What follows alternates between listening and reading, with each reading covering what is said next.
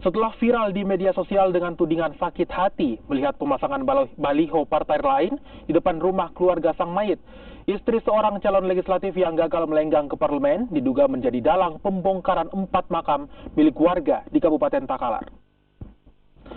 Viralnya berita pembongkaran 4 makam yang berada di lingkungan Pangkarode, Kecamatan Polong Bangkeng Selatan, Kabupaten Takalar dengan melibatkan nama salah seorang calon anggota legislatif di Partai Gerindra langsung diklarifikasi.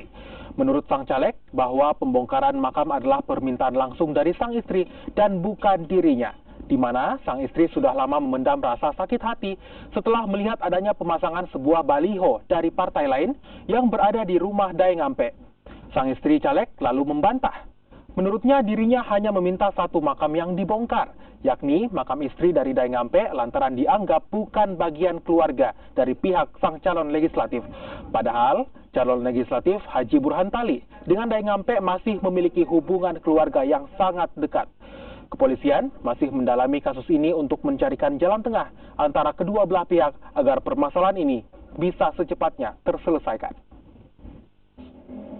Baliho sama bendera. Tapi pasang itu baliho caleg lagi. Iya. Alasannya itu sampai mau memindahkan satu itu makam apa, Bu? Alat dong ke rumah itu karena kenapa? Sampai hati kita keluarga. Baru kalau namanya mendukung silakan karena itu hakmu. Ya. Tapi karena saya keluar masuk di situ lewat di rumahnya, ya siapapun yang tidak jengkel toh. Jadi saya bilang iyo nanti karena itu istrinya bukan di keluargaku. Tolong waktu hari Lebaran saya memang singgah, tapi tidak ada orangnya saya sampaikan.